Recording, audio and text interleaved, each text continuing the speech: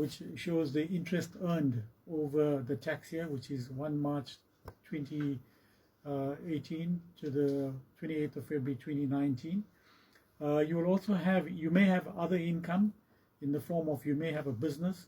So, if you are employed plus you have a business, so the business income must also be reflected, which is basically your turnover less all your expenses. You could have rental income as well. You may be owning investment properties, and so you've got to show your gross rental income less your expenses, so that's a schedule. You could be contributing to retirement funds, be it a pension or a provident fund or a retirement annuity. You need certificates ready for that. You may be a member of the medical aid, so you're going to need your medical aid certificate. You may be claiming a travel allowance, so against the allowance you need to show the expenses that you incurred in respect of the motor vehicle that you're driving for business purposes, and any other relevant documentation. So it is quite a list, undoubtedly, Shoma, but Shona, the point is that you have to have these things, because when you are subject to an audit, so you keep them with you, and if as a taxpayer, your file is subject to an audit, you would be expected to furnish the relevant information. So they write to you and say, can you send us your retirement annuity certificate? Can we have a look at your medical aid certificate? So that's the kind of information they can request for you and on demand, and you have to then produce it. So it's important that you have these documentation and all ready and just waiting. Yes.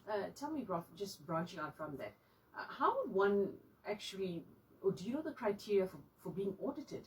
Why would somebody actually just be audited? Is it generally persons or just companies? Normally, Shona, what happens is that SARS have got a very sophisticated computer system that would normally, you'd find that, for example, if you don't submit your tax return timeously, you get penalty points. If you don't pay your taxes timeously, you get penalty points. So those penalty points start to add up against your return. And once when it reaches a certain threshold, then automatically you're subject to audit. So that's one basis on which you are subject to audit. The other, it could be, for example, you have rental income and you have rental expenses, and you're claiming more expenses than the income that you earn.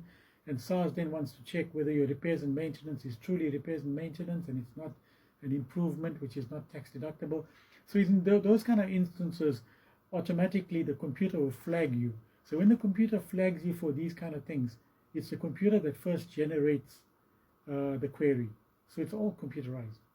And once the query is generated and then you answer the query, often you'll find that it would go to somebody who is not necessarily an assessor, but somebody who just sits and has a look and see whether your answers look reasonable. And if it's reasonable, they don't ask you for further information. If they believe that they're not happy with your answers, then they refer the matter to an audit division. And then you could be subject to a fully blown audit. You see, it's all about also reconciling your assets and liabilities against your income. So let's say somebody who's got a growth in his bank balance of 500,000 for the year, for the tax year.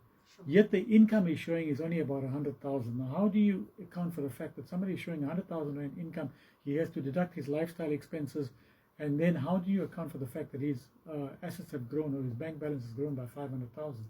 Immediately that will flag some kind of audit that will happen to that individual to establish why isn't he declaring that income.